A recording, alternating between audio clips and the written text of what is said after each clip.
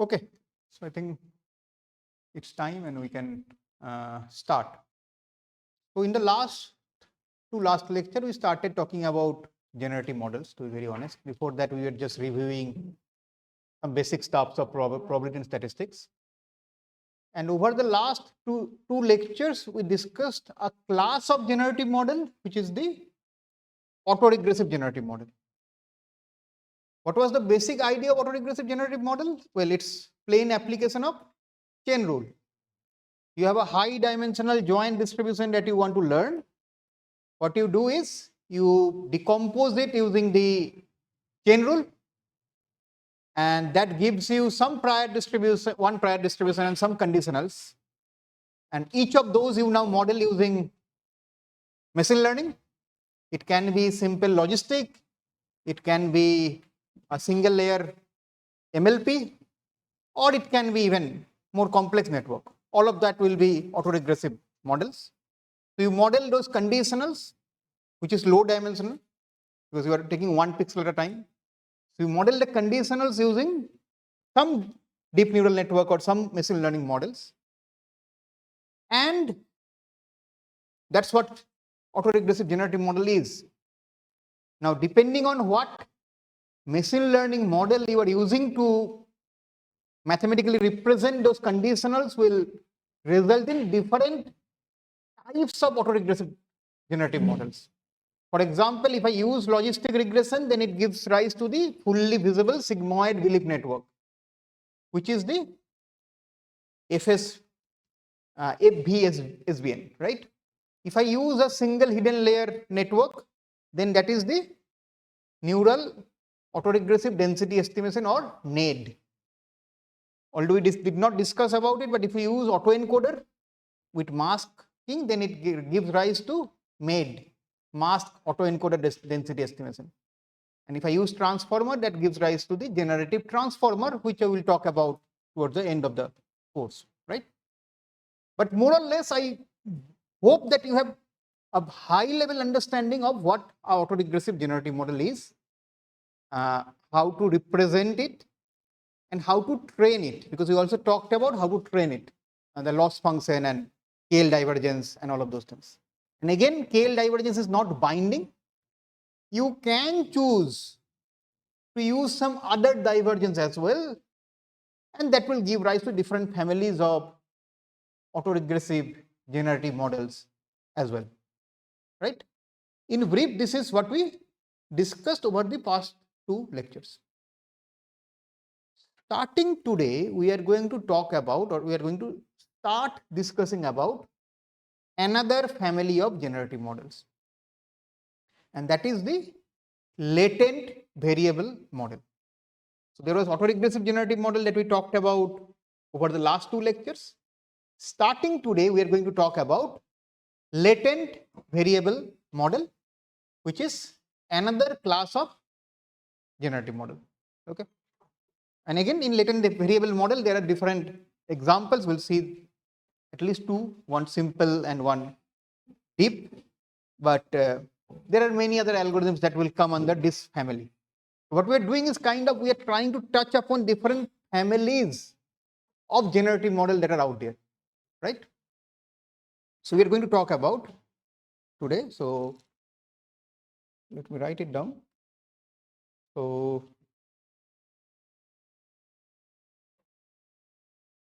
till now, we discussed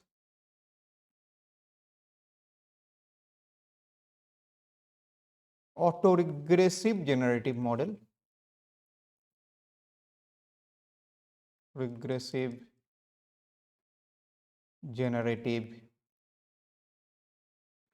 model, or models, whatever you want to call it. Here the basic idea is that the basic idea is to represent the joint distribution at using the chain rule. I mean, that we know by now. Joint distribution using chain rule, which is basically P of x is equal to product of P of xi x less than I, something like this, right? And we know that less than I means 1 to I minus 1, right? And when I is equal to 1, that term does not mean anything, that will not be there. I mean, that's what it means, right? We know that. We know that from the last lecture. So today we are going to start. So another class of model that we are going to start is, so today, or rather I should say starting today, we are going to discuss another class of model, another class of generative model, generative model. And as I said, the name of this model is latent variable model. Okay, latent variable model, or in short you can call it LVM. Okay, LVM, which means latent variable model. Okay, so now let us spend some time discussing what is the philosophy of latent variable model, because you have to remember that these models primarily comes up from different philosophical perspective. So like the autoregressive model, the philosophy was that I don't want to work with a high dimensional one, I'll rather work with multiple low dimensional, because all the conditionals were actually low dimensional because they were 1 pixel. That was the main philosophy of autoregressive model. And that allows you to do many things, but that is also difficult. For example, with autoregressive model, I never told, but sampling is expensive, because you have to sample in a chain rule fashion. You will sample one, condition on that to sample the second one, condition on the first to sample the third one, and that will go until the number of pixels. So sampling in autoregressive model is expensive. And when I say expensive, I mean expensive compared to, let's say, latent variable model, right? So that, for example, is a limitation of autoregressive model. And you will realize none of these models are perfect. Each will have its own limitation. And so it's more like selecting the correct tool for the correct war, or the correct battle. So it depends that what problem you are solving, and for that which one is the best one. Obviously, many will say that now when it comes to generation, it's the diffusion time, or the flow matching, which is a type of diffusion, someone will say, but then still the other models are valid because they have their own areas where they outperform, let's say, diffusion. Like diffusion also, sampling is much slower, and we'll see that when we reach that point. Now we'll concentrate on LVM. So for LVM, what is the philosophy? So we can understand the philosophy actually by taking, let's say, two examples. One I will take from usual, let's say, human face. The other one I will take from, let's say, mechanics. Okay, let's take the first example. Suppose you have been given a collection of images. Each of the image is having some human face, right? Now, when you look into human face, I mean the whole face. So you have hair, eyes, nose, skin tone, and all of those things, right? And each of this image, you assume it to be, because you have to select some size, right? So you assume it to be like MNIST 28 cross 28 cross 3, because there is color. So let's assume, just for the sake of discussion, 28, it will never happen. It will be 1000 cross 1000, let's say. But just for the sake of discussion, let's assume that the image size is 28 cross 28. And then there are 3 channels RGB, so 28 cross 28 cross 3. So how many pixels are there? 784 times 3, which is quite high dimensional. We're talking about somewhere around to 2300 or something like that, right? So 2300 is a high dimensional problem. We are trying to learn the distribution of a 2300 dimensional vector or 28 cross 28 cross 3 dimensional tensor. That's what we're trying to do, and it's high dimensional, right? But, and obviously because it is high dimensional, it is not only high dimensional, it is quite complex. Each face, each of the image I mean, will change drastically, right? Correct? But now if you look carefully, you will always get some hidden features, not hidden, I mean it is not hidden, but some features. If you look into those features, you can actually cluster those images. For example, let's say gender. If I take gender as a feature, then based on gender, I can cluster the images, and you will find more similarity between, let's say, images of males, and similarly more similarity among the images of females, but male to female, the difference will be more, right? Similarly, you might have, let's say, color of hair, and you might have color of eyes, right? And so if you take color of hair, right? Let's say the color of the hair is blonde. If the color of the hair is blonde, you know that most of those images are from a given location on Earth, right? Maybe from the western side, right, where most people are blonde. Let me Denmark, for example, let's say. And because they are from Denmark, they grew up in a similar kind of weather, climate. There will be more similarity between, let's say, two female or two male from Denmark as opposed to one male from Denmark and one male from India, right?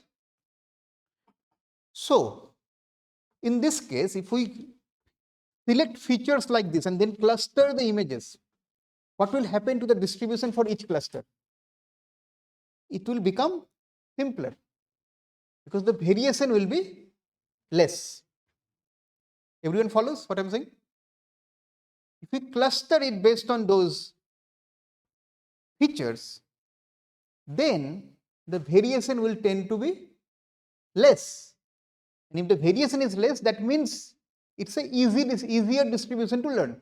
It's still high dimensional, but the distribution becomes easier, right? This is an example that everyone will relate to. Now let's go to a mechanics example, right?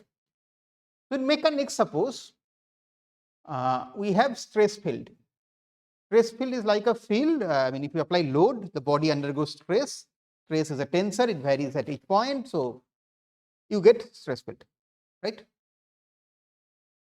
Now, if I consider stress at a point, we know that stress at a point is dependent on the coordinate.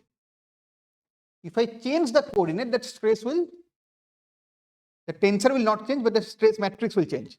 The tensor does not change, right? But the matrix, the elements will change. We know that. But we also know that the stress that we get by rotating a single element resides on a circular manifold that we call Mohr circle. Now, on the Mohr circle, how many stress can you have? Infinite. But instead of storing or learning those infinite number of stresses, can I not learn, let's say, the center of the circle and the radius? If I learn the center of the circle and the radius, these two quantities, that is equivalent to learning those infinite possible stresses, right? So in this case, the latent representation will be the center and the radius, or it can be some other thing also, like the invariants. I mean, things that do not change, right? So if you know that, you can find out everything. The principal stresses. If you know that, you can find everything else, right? So something like that, right? So in both these examples, what was common? That you have some low dimensional feature. And if you know that low dimensional feature that allows you to represent the high dimensional variation that we are trying to capture. But this low dimensional feature you do not observe. Your data does not give you that for this X, which is an image. This is the color of the hair, this is the color of the eyes, this is the gender, the images will not be annotated or will not be labeled. So you do not know these features. They are in a sense hidden, right? But if you know those features, then things become simpler. This is the philosophy of latent variable model.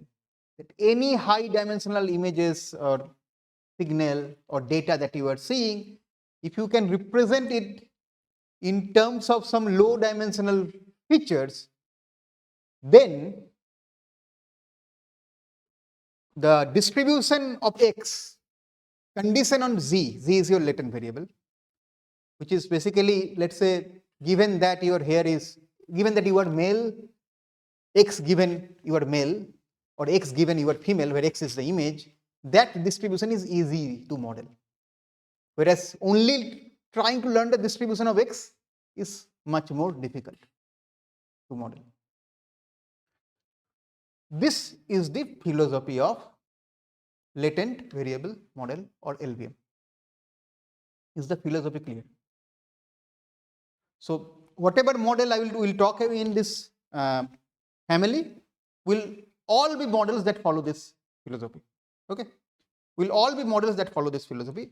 Now this can be twisted and presented in another way, but that we will do when we present the next family, which will be probably 3-4 lectures from now, which will be the flow based models. So when you go to flow based model, we'll use the same kind of representation, but the philosophy will change. You'll see. Okay. So let us write it down. In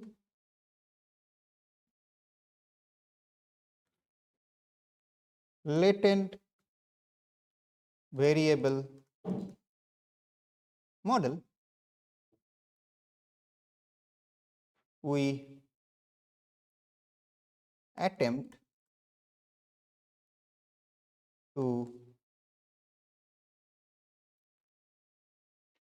exploit, is probably the correct term, exploit the fact that the distribution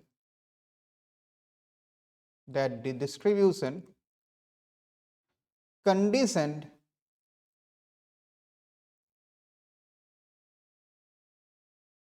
on the feature is often simpler. Okay. In latent variable model, we attempt to exploit the fact that the distribution of the data, obviously I have not written of data, but it is implicit that it is of the data, conditioned on the feature, and these features are not observed, by the way, these are hidden. So condition on the latent feature, that is again implicit, is often simpler. And so we here what you try to do is that you try to model something like this. This is known as the graphical representation or the graphical model. Okay, this is your z, this is your x, and in graphical model representation, when you have a circle, that means node, and node represents a variable, right? When there is an arrow, that shows what is dependent on what. So in this case, z is the parent and x is the child. So x is dependent on z. Okay, and not only that, the nodes that are full, generally they are shaded, but I cannot draw shaded, so I draw hash line. So the nodes that are shaded are generally the nodes that are, or the variables that are observed. So when I am shading x, that means you have observed data for x, and the node that is hollow or empty or white, that is the node that is hidden, which means you have not observed z. So z is your latent variable, hidden variable, whatever you want to call it. X is your observed variable data, and you are interested in learning the distribution of x, but you are going to exploit the distribution of x given z to learn the distribution of x. Okay, so this is your hidden or let's say latent variable, right? This is your observation.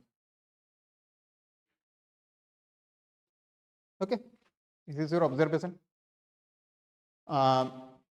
What we will do is, what objective is, objective does not change, right?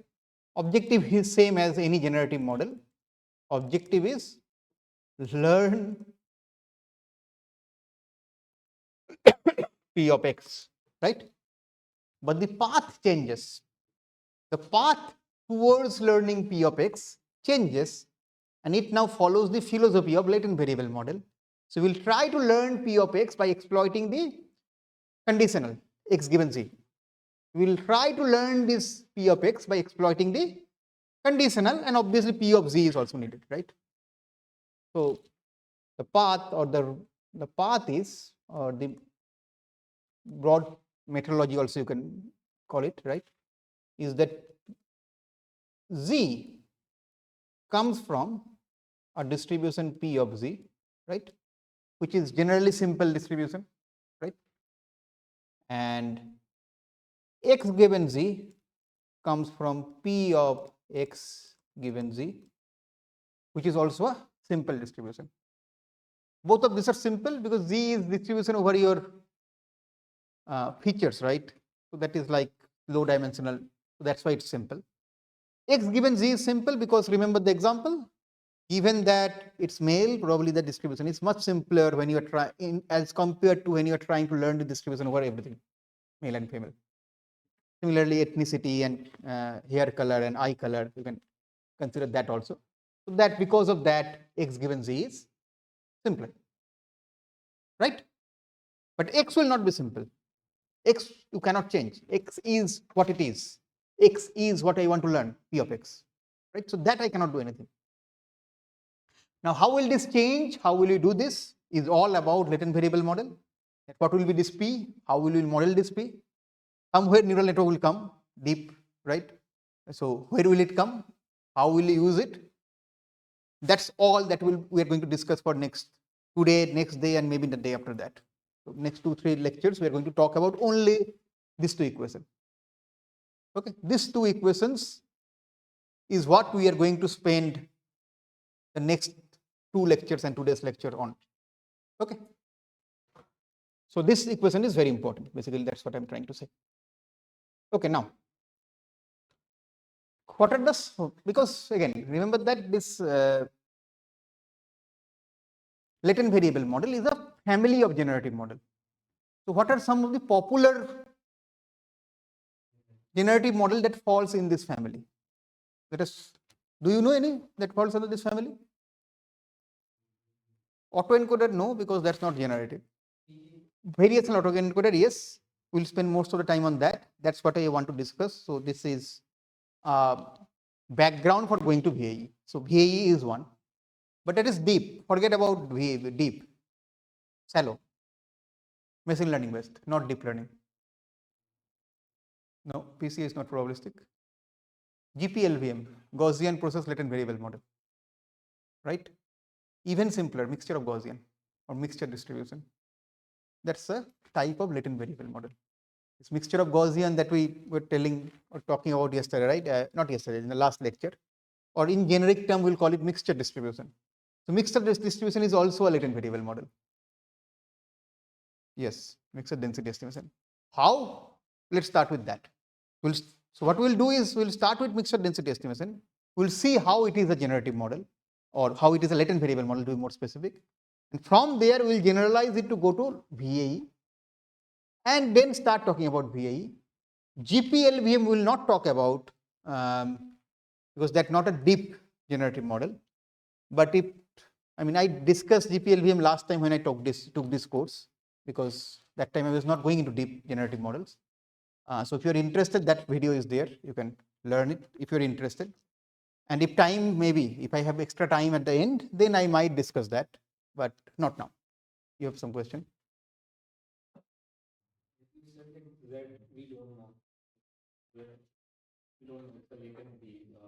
Hmm. will we use that thing as a condition to observe? Because X is an observable. We don't Correct. Z. How will we condition that? Correct. So we'll do two things, right? So there are, that question also has a question inside that which you did not specify. When we were talking about latent, I was assigning meaning to the latent variable.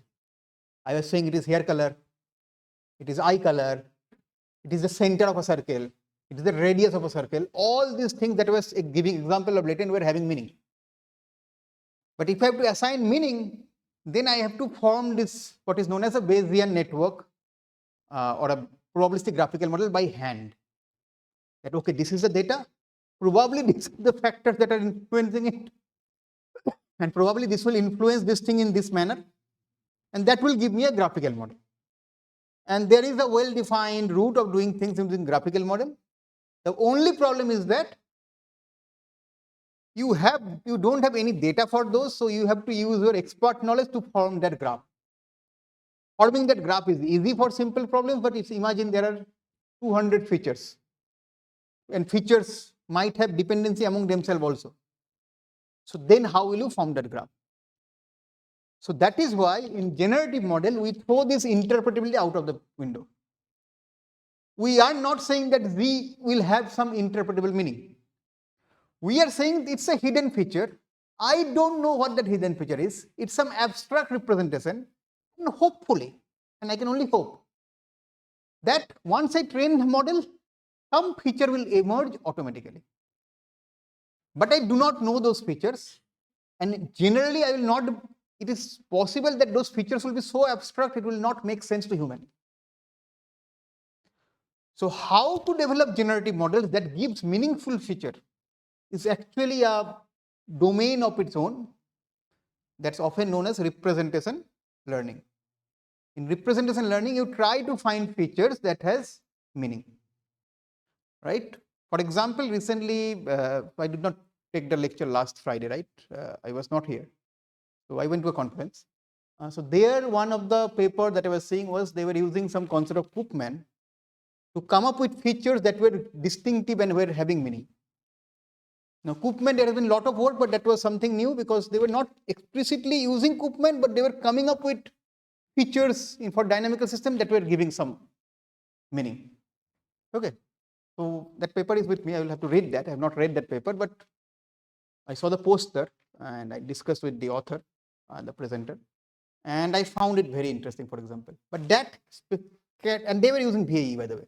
So that is an example, a recent paper in a top conference published 1 week ago. That was using VAE to learn representation of dynamical system by doing some modification, obviously, right? So you can imagine, to answer that question, that yes, we want meaning in Z, but that is perhaps not the first objective. First objective is now to generate data. And this Z is a latent representation, but it need not be meaningful to us. It is probably meaningful to the computer because it is looking at some abstract space which we cannot comprehend, right? So yes, so this Z, there is no meaning exactly, or it might not be interpretable. Now, the other part of the question, the actual question was that Z we have not observed. So how can we say that X is conditioned on G? Yes, Z is not observed, that's correct. But we are saying, okay, I don't know what is the color of the hair. I have an image, but no one has told me what is the color of the hair. But if I condition on the color of the hair, I will get only a subset of those images. So something not observed does not mean that cannot influence. It's our limitation that our data does not have that observed. But the inherent data generation process of the data feature, if you look into it, there are factors or features that are there, and those features ultimately define that image. For a human face, 2 eyes, 1 nose, 1 mouth, 2 ears, hair, that's what defines a human face. So those features are there. Whether I annotate them or not, whether I specifically separate them or not is a different story. But the fact that I have image of a human face means that that image is defined by these 4 or 5 things. The latent variable, like you brown hair and all these things. If that thing is not observed and it's not there in the data, No, it's there in the image. It just you don't know. You know its image. Again, I said there is no meaning, right? It's only number. Computer do not understand brown. Computer understand pixel value from 0 to 255. So it will not understand that brown. Maybe it will come up with feature which is not brown. Maybe it is some nonlinear mapping of those actual features in some space that makes no sense. So it will not tell you it is brown. The features will not have any meaning in most cases, right? Okay. So we are talking about examples of latent variable model, right? So some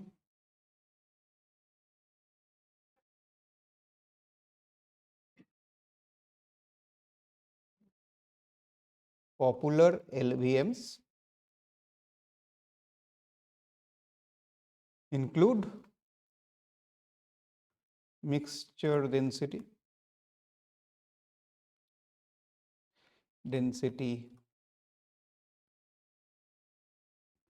estimation,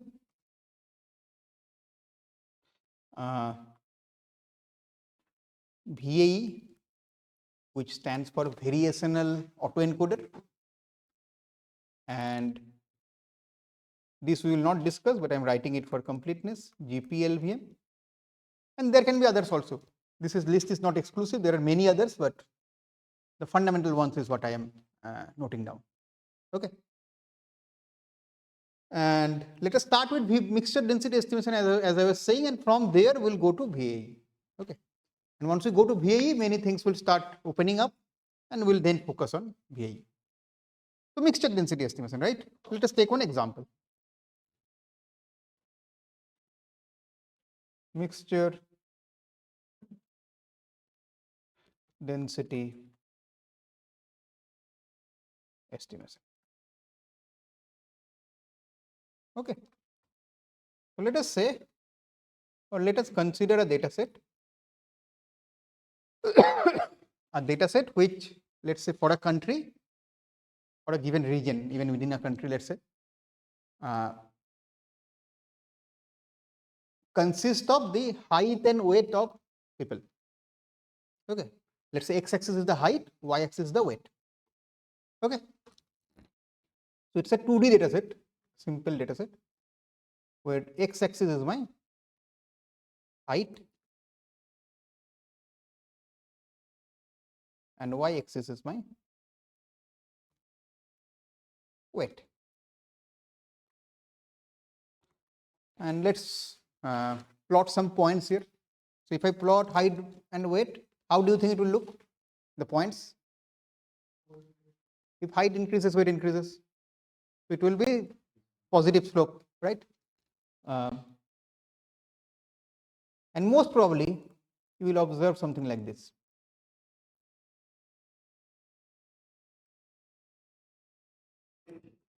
You agree? You will observe something like this. The slope, you agree, first of all. And now the pattern, do you agree?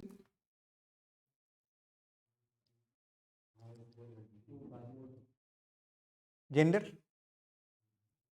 Now you agree? Statistically, we know that conditioning on gender, male and female, we look into it. The height and weight tends to be more for male. That is statistically speaking, right? I mean, there will always be outliers, right? But statistically, that's the trend we see. And so if I do it, it will be like that. So that's why it will be positive if height increases, weight increases, but this will be something like this, right? Now, if you try to fit a Gaussian on this data, what will you get? A single Gaussian 2D. You will get a Gaussian that will try to cover all the data with the mean probably at the center. I have assumed which is quite a common assumption, is that the number of human and the number of male and female I have counted is equal. So that's why you see equal number in two clusters kind of thing, which you do not know. You just know this data, by the way. But that gender is probably a hidden feature here. Okay.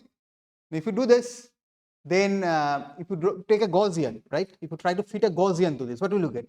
The mean of the Gaussian will probably be at the center, where not many data resides. and that will not be a good representation, right? You agree that Gaussian will not be a good representation? This is clearly having two modes, and Gaussian will only capture one mode, right? So if I do a Gaussian, let me draw it nonetheless. It will be something like the contour of the Gaussian, let's say. Something like this, right? And you can imagine it will be. And the mean will be somewhere in the middle, let's say here. Okay. Now think about mixture of Gaussian or mixture density estimation. If you have to do mixture density estimation on this, we'll come back to this data, but let's go back to this equation, right? As I said, we'll talk about this. So let's concentrate on this equation. In latent variable model, what are the equations you have? You have two equations, two distribution. One is Z, which is a hidden feature, right? You can assume Z to be coming from some categorical distribution. In this case, it will be Bernoulli, but let's say it's categorical. Obviously, in this example, it will be Bernoulli. I mean, there are two classes, so Bernoulli. But Z can come from some categorical distribution, right? So categorical distribution over Z, and let's call it yeah. Okay, and then your X given Zi, Zi here, okay, Zj, okay, where j is equal to either 1 or 2 or either 0 or 1, right? This can I can model. It need not be Gaussian, but Gaussian is a good choice, I will say. So we can model it as a Gaussian. This is a Gaussian of X with mu j and sigma j, where mu j is the mean condition on Zj. If Z1 it is, then it will be mu1 sigma 1. If it is Z2, then it will be mu2 sigma 2. Right? So what I have done? I am saying that I have a hidden variable, which is a categorical distribution, and condition on what I am getting, and that categorical is actually Bernoulli in this case, because 2. So given on whether I am getting 0 or 1, I will have a different mean and covariance of the Gaussian. Right? Now if I take this and plot, what will I get? I will probably and get a Gaussian here, and this, let's say, is the Gaussian with mu1 and sigma 1. I will also get one Gaussian here, and there will be some overlap, right, also, and that's fine. And that will be Gaussian mu2 sigma 2, right? Yes.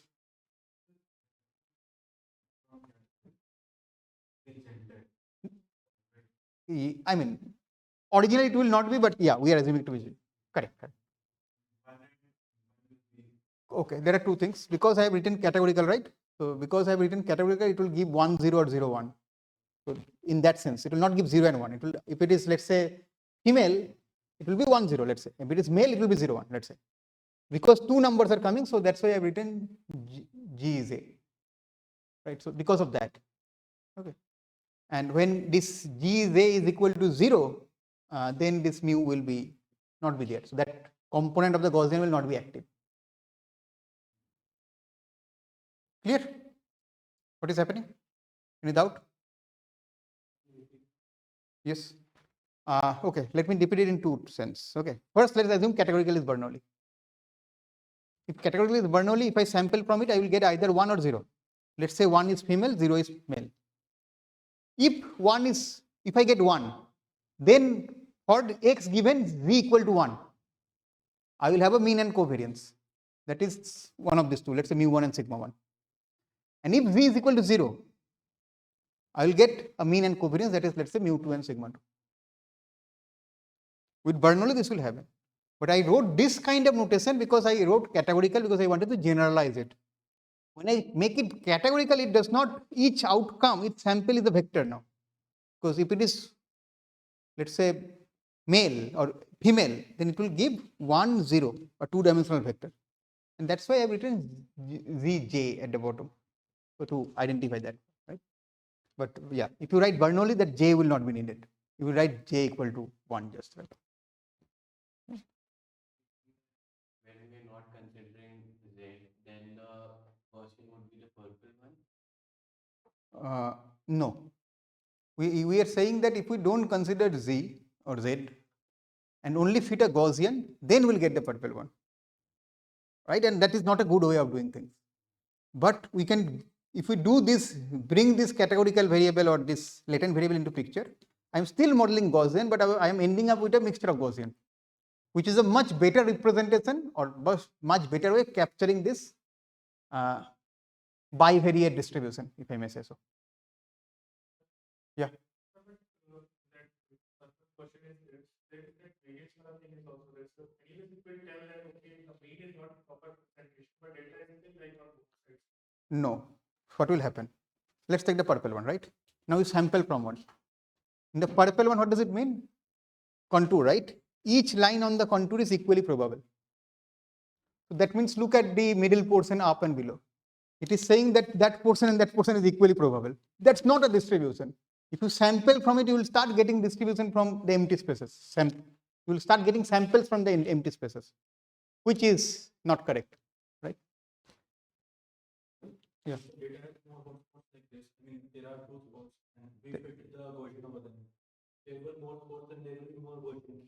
So in that sense, is that if there is noise in the data, it will try to fit the noise too. It can. It So can. will it be Unlikely it will be overfit. The reason is that depends how much noise you have. If you have so much noise that one Gaussian data is going into other Gaussian, which is far apart, then that data is only noise, that is not data.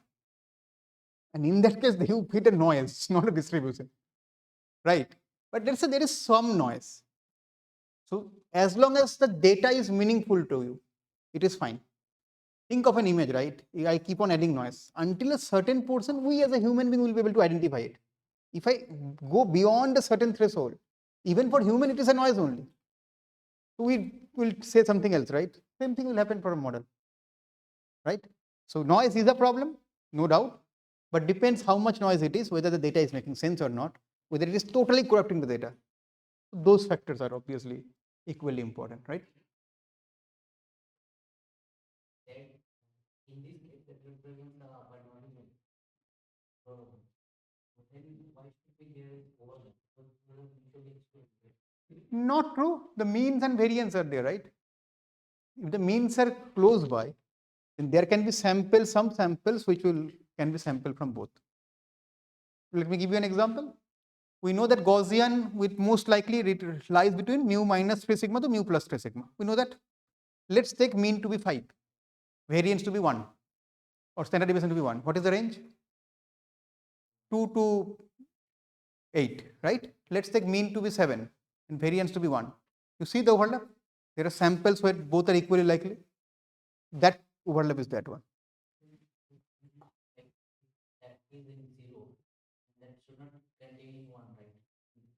No, when I'm saying overlap, I mean it is possible that some height and weight represents both male and female. Your height and weight represents both male and female, let's say. I can take that example, right?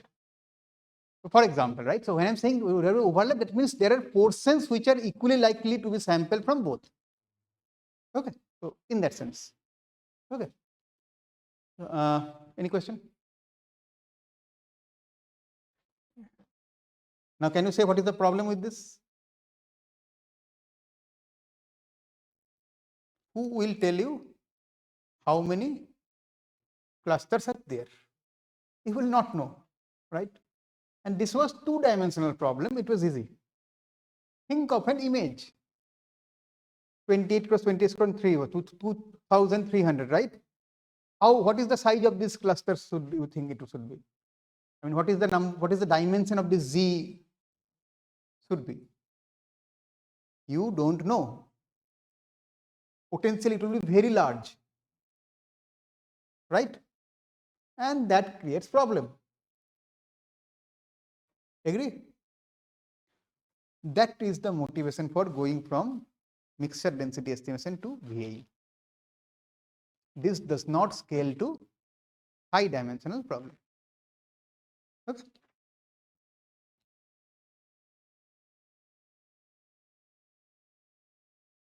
This does not scale to high dimensional problem.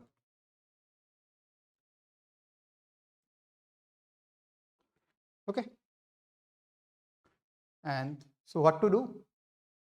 One of the ways that you make Z to be continuous. If Z is continuous, that is like infinite mixture of Gaussian. If it is infinite mixture of Gaussian, you don't need to worry about number of cluster. X given Z you can keep as it is, but then mu and sigma should be function of now Z. Even now mu and sigma were function of Z, but they were like lookup table, right? Okay, this is 1, so I'll take this mu and this sigma. This is 2, I'll take this mu and this sigma. That's what that's what it is right now. But now if I make Z to be continuous, I cannot use lookup table. There will be infinite lookup table. So mu and sigma should now be functions of Z. Agree? Any doubt? Clear? Okay, so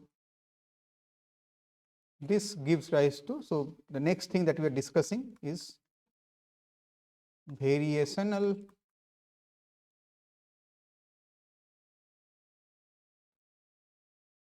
autoencoder.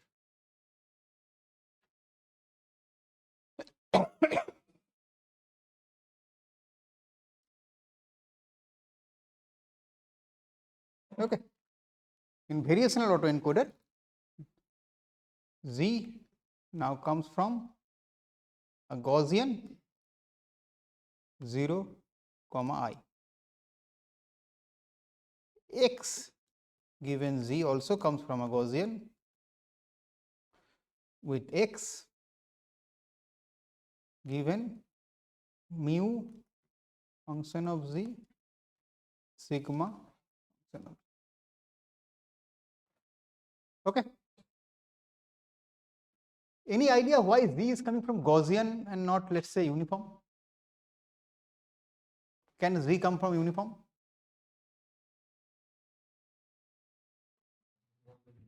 Hmm? Louder. Yeah. Right. So can Z be uniform?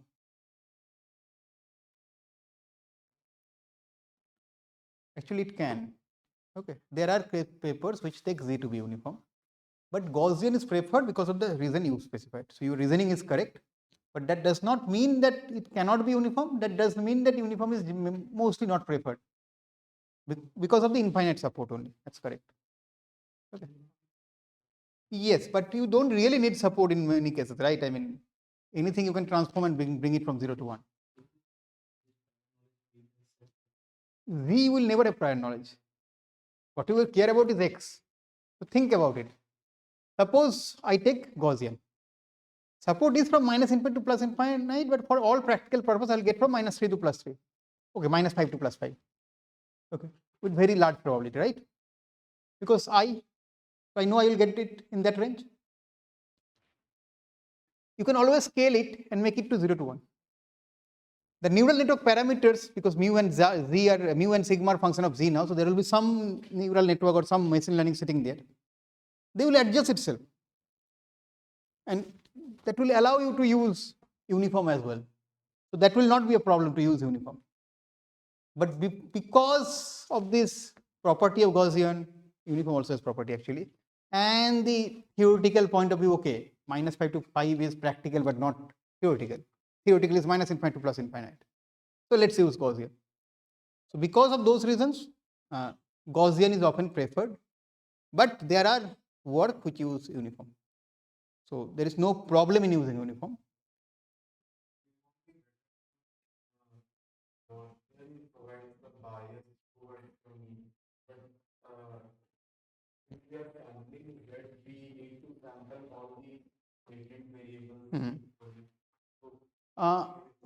It is not true that all the latent variables needs to be sample equally. So there are two parts here. See, one thing is that I have written Gaussian of 0 comma I, not 1.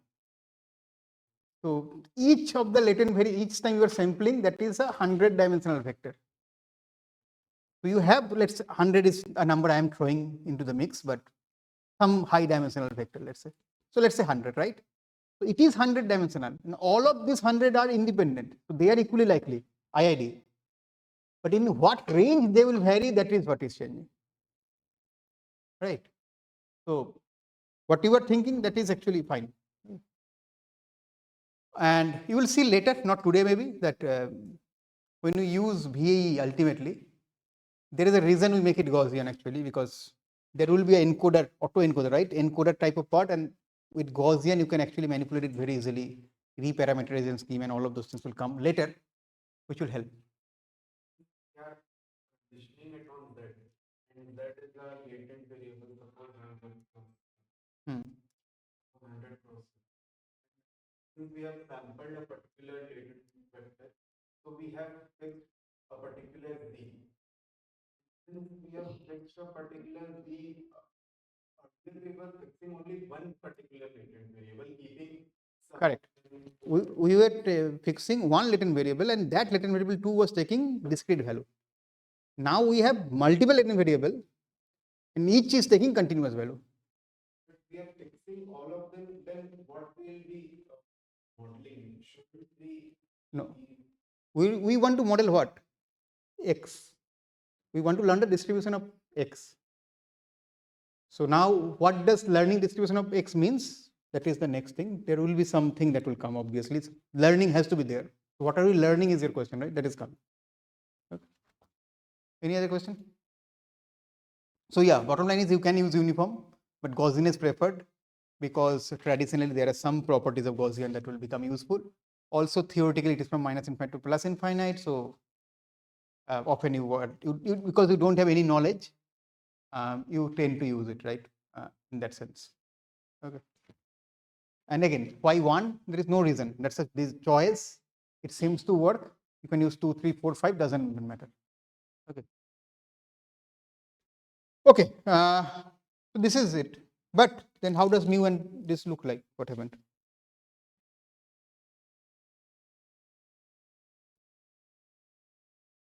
So now mu of z, right? Mu of z means it's a mean which changes as z changes. So that means it is a neural network function of z. So it's not single layer, but you can imagine that it is some sigma k wk sigma k minus 1. You remember this representation we did?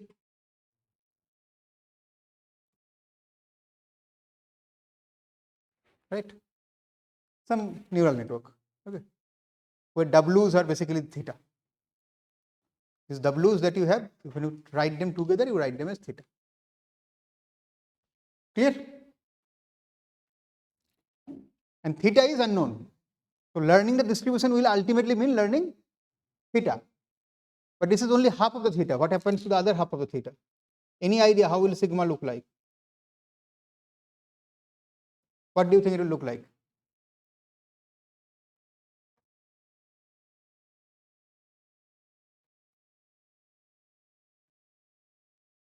It's a variance, right? Covariance. You will not like to make it too complex, so you will take it diagonal. Okay.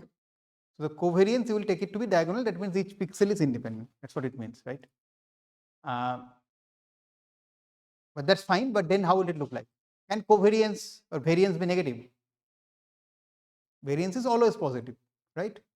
If variance is negative, then standard deviation will be imaginary, which doesn't make any sense, right? So variance is always positive. So you need a function that should always give you positive. And that will give you multiple entry, which you will put in the diagonal. That's why it is represented as diagonal of exponential of g theta of z. What have I done? G theta of z is a vector. You take exponential of that, it is always positive. Now that vector you put in a diagonal form. You can take others also. This is a common choice because differentiation how many times and all those things. Exponential differentiation remains different exponential. So those are the advantages. Differentiable, and not only that, you can take, and it is infinitely differentiable and it does not change. So those are the properties, right? That's why people prefer it. But it's not binding. You can take x square, which, I mean, that's fine. I mean, not x square, I mean g theta square. That's fine. Okay. Yeah. With taking it to be right, does that mean that one latent variable is independent of the other? No, it is of, okay, it is sigma of what? X, function of z, but it is covariance of x. So it is pixel wise. So the pixels are, we are assuming to be independent. But the need example, we were taking one pixel to be conditioned on. Correct. Correct. So that's what is getting changed here, right? In the NAD is right. We're saying that x is x1, x2 given x1, x3 given x1, x2. That was a design choice. And when we are doing it, we are calling it a autoregressive generative model. But that was the limitation of that was that the sampling was becoming very slow. Here you are making it independent because it's going to sample everything together. And that's why. You can still make it dependent and learn together, but then your number of parameters and all those things will increase tremendously. Dependent, then the number of, you don't need to take all the z values, no? That will also reduce the number of z values. No, z does not matter. These 100,000 will not matter. What will matter is how many theta you have, how many theta you want to train on. This theta will increase significantly if instead of n, you are taking n into n plus 1 by 2 or n into n minus 1 by 2. I mean, if you take symmetry, right? So that is what matters. Because these matrices are going to think of that image, right? 1000 cross 1000 cross 3. How many pixels? And then think of the matrix size, 1000 cross 1000 cross 3 whole square. So you can imagine, right? How many, this n square is a killer. You should avoid, we always try to avoid n square and try to stay in n. So that becomes the problem. Okay. But this is not binding. You are free to choose and take it as a full matrix. It's not that this method will not work if you make it full matrix. It will not scale. So these are all design choices. I mean, for example, you are free to make this x given z as an autoregressive model also. X given z as a Gaussian is a choice. It's a choice of VAE, but it's not binding. You can have a generative model where x given z is mixture of Gaussian. You can have a generative model where x given z is modeled as an autoregressive one now. So all of that is possible. It's not that you cannot do that, but in the original VAE, because of scalability issue, because of simplification, x given z was taken to be Gaussian and sigma was taken to be diagonal. There is a possibility of losing some information. Yes, there is a possibility and you will lose information, but then that's why there is empirical evidence. It does work and we know that. That goes to the empirical evidence. It's always a balance between accuracy and efficiency. And as they say, all models are wrong, some models are useful. All these models are wrong, but this seems to be useful, right? And this is not about deep learning machine learning. This is about everything of numerical. Okay. Any question? Yeah. Again, in the previous case, you had mentioned how in the high dimension case, you are sort of confused as to how many threads you want.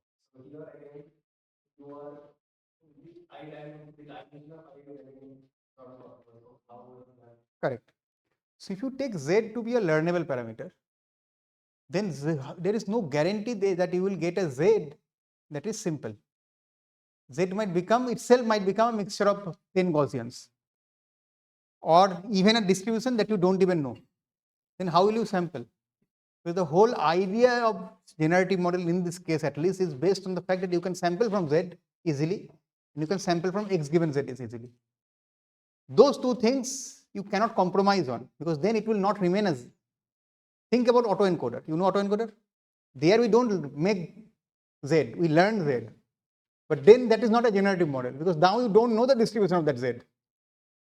So the thing is to make it generative. You need to make it simple so that you allow it to, you can sample from it easily. Okay. Any other question?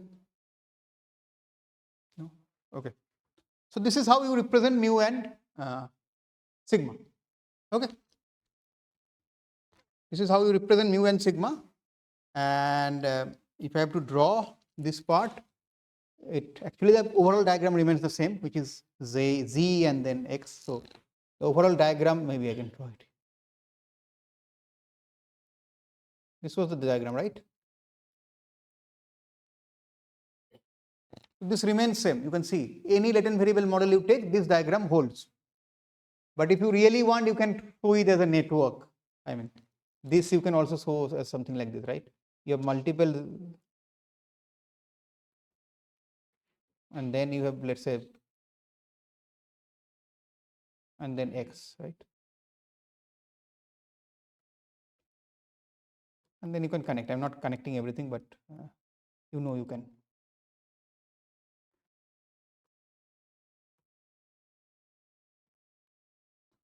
Don't, I mean, this is a very bad network I've drawn. I mean, this is not a good network because the number of nodes would generally increase. I've reduced and increased it, so that's not a good idea. But the point is that you will have multiple such here hidden layer, is what I'm trying to say, right? That's the point. And yeah, so this top diagram is the compressed representation. This is like the expanded representation. That's all.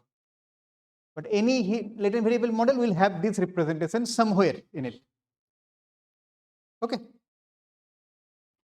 But now we talked about latent variable model. What we did not talk about is how to use this model in practice. If I have to sample this, how will I sample? There are two parts, right? Two very important parts. One is how to sample this, how to get new x, because that's the whole idea of generative model, right? The second thing is how to train this model. This theta is, I've written theta, but what is theta? Who will tell me this theta? No one will. So I have to learn those theta. How will I learn those theta? Right? So these are the two most important aspects of any deep learning model, any deep generative model, right? So now the first question first. Okay. The first question first. How do you sample it?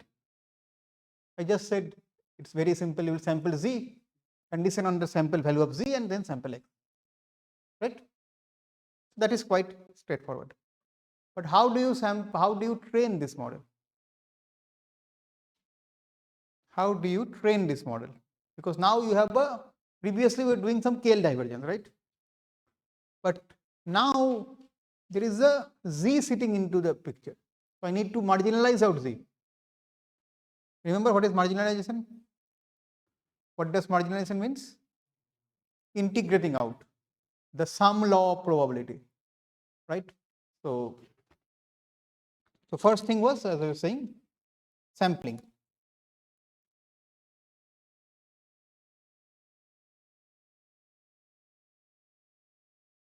If I have to sample, I'll sample,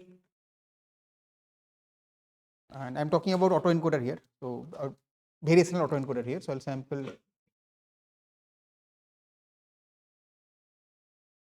let's call it Zi, ith sample, and then I will sample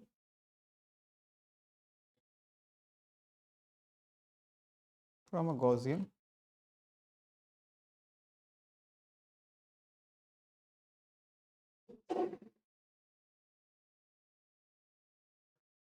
right? As simple as that, and whatever samples I get are samples of x. So that's how we sample x. But you see, we have never learned the distribution explicitly. What is the distribution of probability of x? We do not know, right? Previously in autoregressive, we were able to compute the probability of x by doing that product, right? In this case, what is the probability of x? I don't know. But I have a mechanism where the distribution is learned implicitly. Remember, I was always saying in generative models are a class of model that learns the distribution of the data either implicitly or explicitly and allows you to sample from it. So this is an example where you are not learning the distribution explicitly. It is learned implicitly, but explicitly you do not know. You can find it out by doing some methods, but it's not known. I mean, it's not handy at least. But you can sample from it by using a mechanism.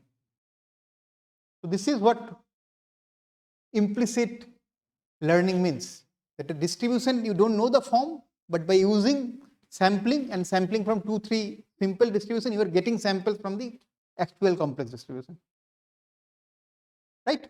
So this is implicit. So sampling, this is how we'll do. This is easy. Now coming to the actual part, the main bottleneck of variational autoencoder, which is training. Training is the main bottleneck of variational autoencoders, and we'll see why. But let us start it today. My guess is that we will not complete it today, but we will make some progress because I have 20 minutes, maybe 15 minutes. Okay. So let's start with the training algorithm.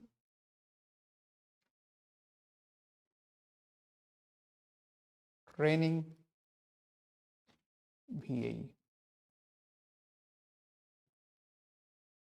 So first thing, let's start with the simplest one, or the simplest statement possible. We train VAE by maximizing the likelihood of the data or the evidence, right?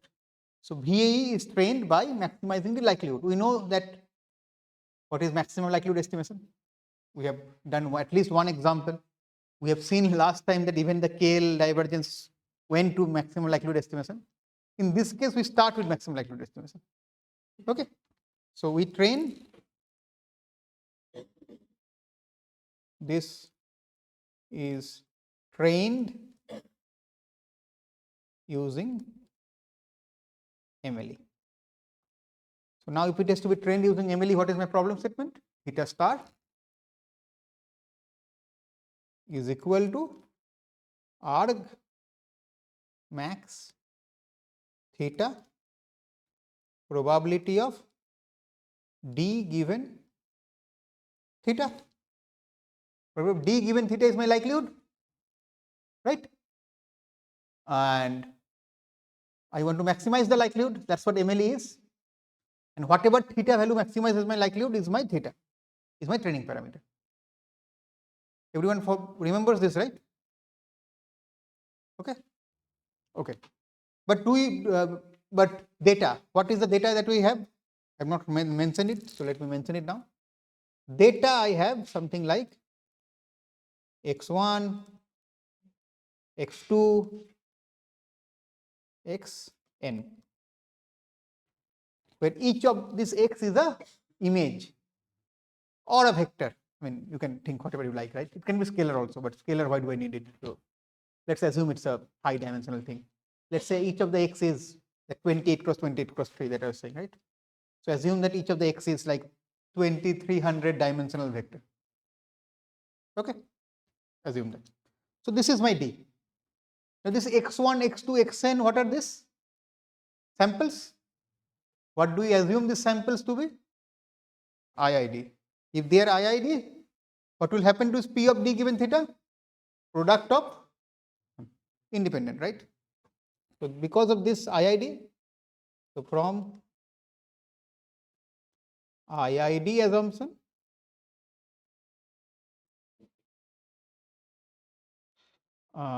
theta star becomes arg max theta product I equal to 1 to n right here, probability of xi given theta, right? Now we know that generally do we work with the likelihood or we work with something else? Log likelihood. We generally work with log likelihood. I did not tell it, but let me ask today, why do we work with log likelihood and not likelihood? Addition is not actually the reason, but yes. So probability is between 0 and 1, right? If even if a single probability is very small, right? This product will become 0. I mean, if it is very small, it will go towards 0 and it will be very difficult to work with that. Whereas if I take a log of that, it will become summation. And then log of very small number is actually not 0, but it will not matter basically. If something is 1, that will become 0 and that's fine. So because of that we do it. Okay. So it's numerically stable to work with log likelihood. We work with log likelihood. We never work with probability. We always work with log probability. Okay. Clear? Okay. So this is then equivalent to argmax theta. You will take log of this. Log of product is equal to sum. So sum of I equal to 1 to n log of p xi given theta. Right? Nothing difficult till now. But do you see any problem with this when it comes to VAE? This expression that I wrote, do you see any problem with this when it comes to VAE?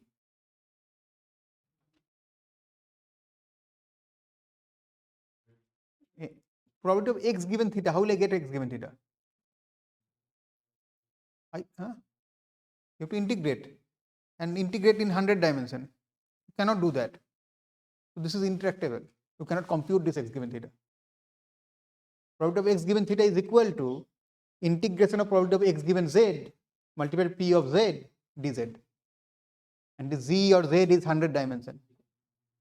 And it is inside this p of x given z, there is a neural network setting which is non-linear. So this integration you cannot solve.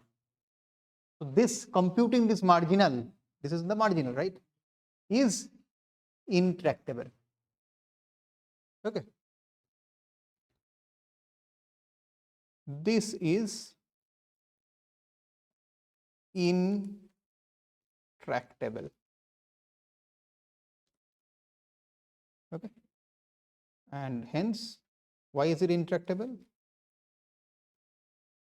P of x given theta is equal to integration of P of x given z, P of z dz. Okay, so this is a high dimensional integral, so that's why it is intractable. This is In the case of data, we will have a discrete value, so we can sum it up this thing.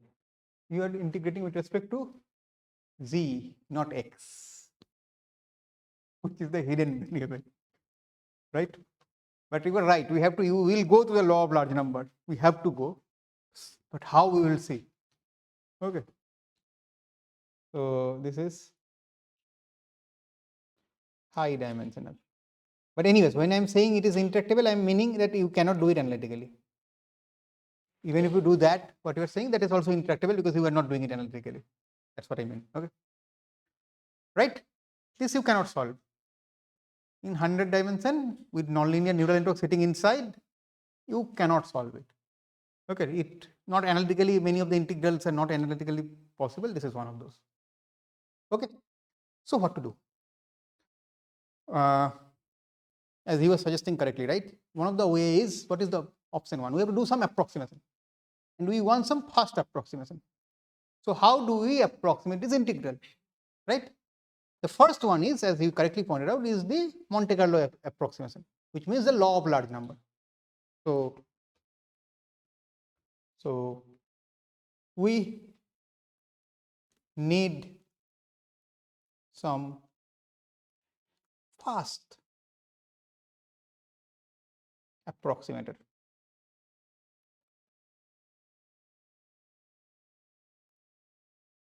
right? We need something that will approximate this quantity fast. Option 1, law of large number, crude Monte Carlo.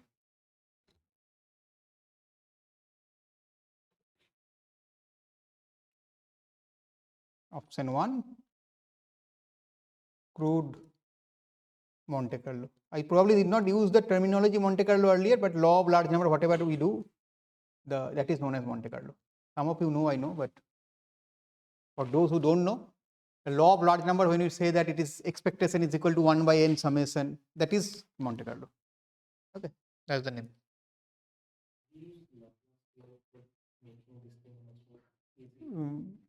The neural network sitting there, you cannot do anything with that. And without linearizing that neural network, you cannot do anything.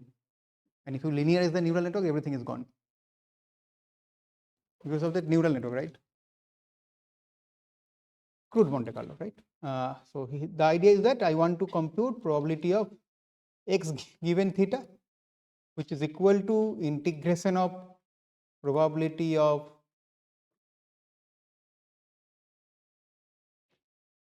z dz, which from law of large number is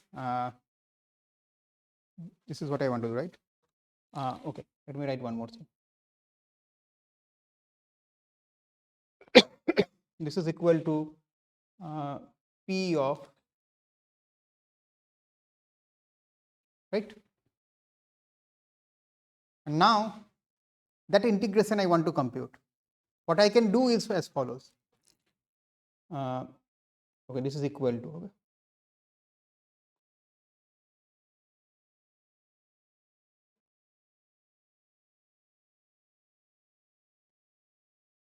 of x comma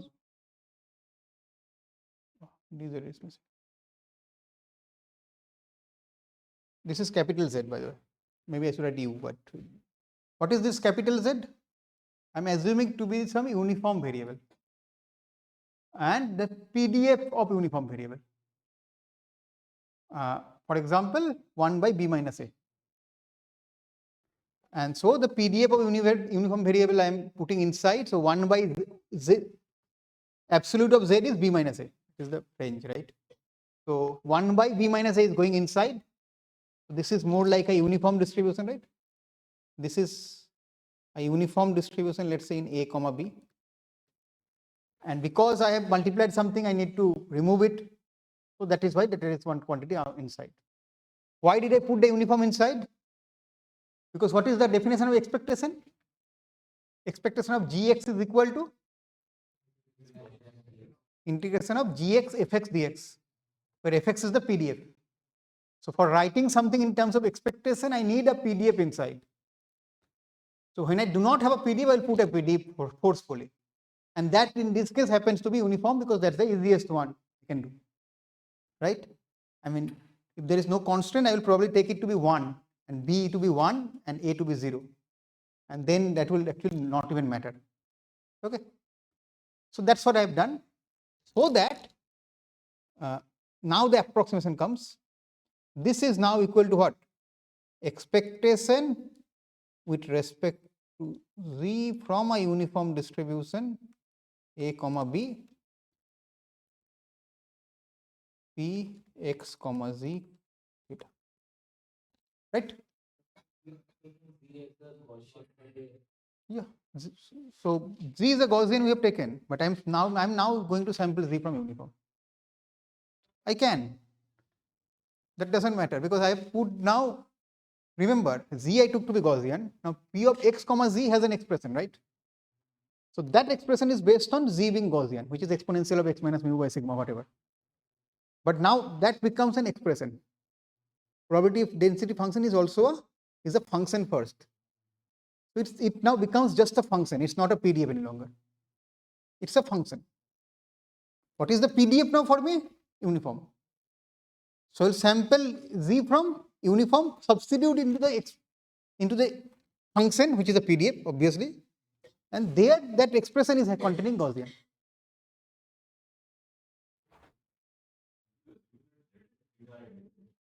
Z and theta, obviously. Theta is obviously the parameter that does not depend on z, right? No, because what is x?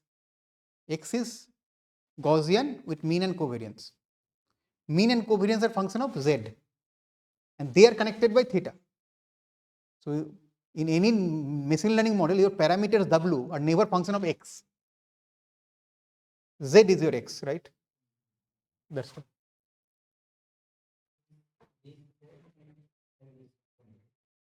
Who is Z and who is it? No, that is a Z. That is a capital Z. That is some other variable. That is some other random variable. I mean, that means b minus a basically. That basically means b minus a. I've written in that form because that b minus a is not univariate. It is a 100-dimensional thing. Because of it is 100-dimensional, I've written in that form. If it was 1-dimensional, this is 1 by b minus a. That's all it is. Okay. Anyways, this will not matter anyways, but this comes out to be an expectation, which means now you use law of large number. Okay, this is also not approximate actually. So this now using law of large number is what? 1 by n, n I have already taken, let's say 1 by small n. So I'm drawing m samples from uniform, and then summation I equal to 1 to m p of x comma z I given theta.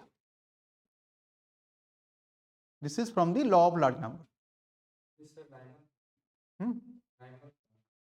Why Riemann sum? I mean, there is no Riemann coming here, right? It's a law of large number. Yeah, but not every integral conversion. Integral converting to summation is law of large number. If you have, and you know that if m tends to infinite, this is exact, almost surely. That is the weak law of large number, right? So any expectation you can always represent in terms of sample.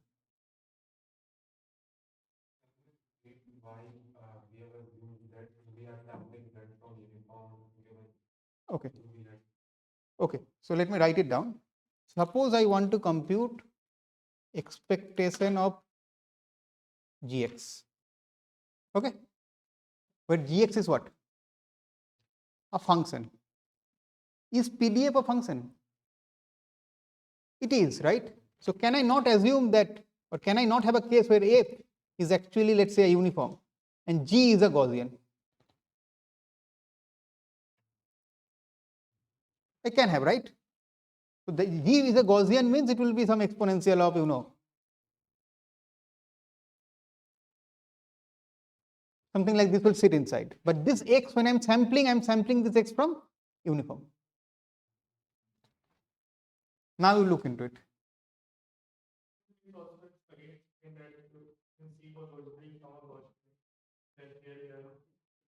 Okay. Suppose I want to compute exponential of minus half x square dx. This integral I cannot compute. How will I compute it? Any idea? What I can do is I can multiply this with, let's say, minus 3 to 3, right? 6. And I write 1 by 6. I can write? Now, what is this 1 by 6? This is 1 by 3 minus minus 3. Right? And what does this whole thing means? This means uniform in minus 3 to 3. Right? So now what do I have at the top? This is, and let's call it, this exponential part, let's call it gx.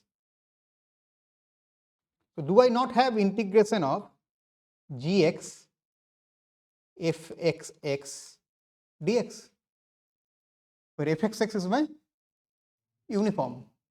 Gx is Gaussian, but for me it's a function.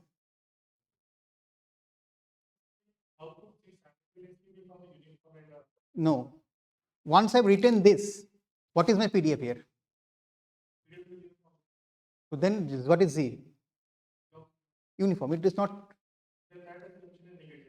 That assumption that is sitting here. You can now do two things, right? If you sample, see, there are two options.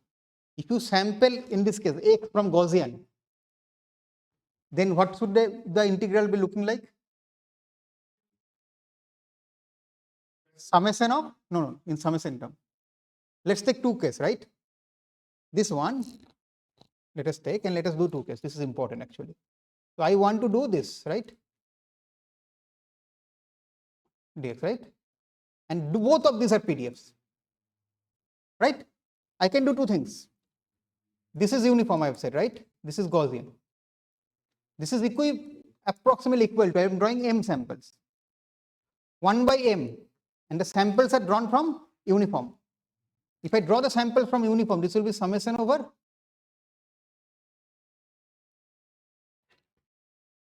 but this is also equal to 1 by m, but now I am drawing the samples from Gaussian. Then inside what should be there? And both of these should give same result in the limiting case where m tends to infinite. So the main point to note here is that your PDF is also a function. So you are allowed to compute expectation of a function. So when I am drawing x from a uniform, then I am assuming that it's just a function and that function is like a Gaussian. Now I don't sample from Gaussian. If I sample from Gaussian, then I assume it to be uniform and use the PDF of uniform.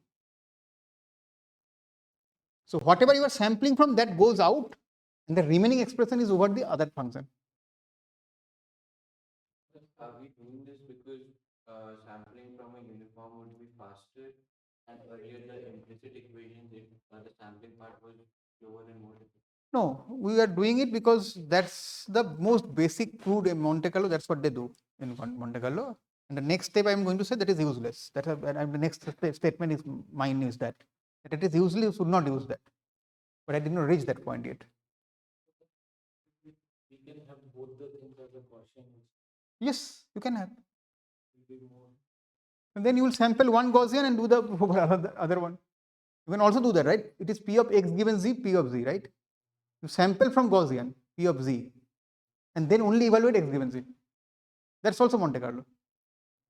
So all of that is possible. I am taking this one because this is how you do an integral. Any integral, how can you represent it in terms of expectation? That's what I am showing. Any integral that will evaluate is always an expectation. Because always you can always bring a uniform distribution there, do a multiplication numerator and denominator, and that becomes a integral expectation, right? So that is the point I'm trying to make, because if I don't do it like this, the general impression you will get that I am able to write it in terms of expectation because there is a PDF setting. That is not true. Even if there is not a PDF, you can bring a uniform PDF and write any integration in terms of expectation. This is the main take-home message from this exercise. Any integration can be written in terms of expectation. Okay? Any more doubt? Because this is important. Although the next statement will be this is useless, but this concept is important. Okay, so I'll stop here, but I'll say you that this is not a good way of solving it. This is a very bad way of solving it, because what will happen is that because you have taken uniform and there's a probability sitting there, it will happen in most cases that most of these probabilities will come out to be 0. It will be very small, because what you are doing is something like this, right? Think about it. What you are doing is, you have a Gaussian, let's say like this. You are taking a uniform, maybe something like this. Now in this area, whatever samples you get, the probability mass of that will be 0. Same for anything you get in this area. And maybe even in this area it will be very small. Only this area is what will matter ultimately. And you will get very few things there. So most of the summation terms will go to 0.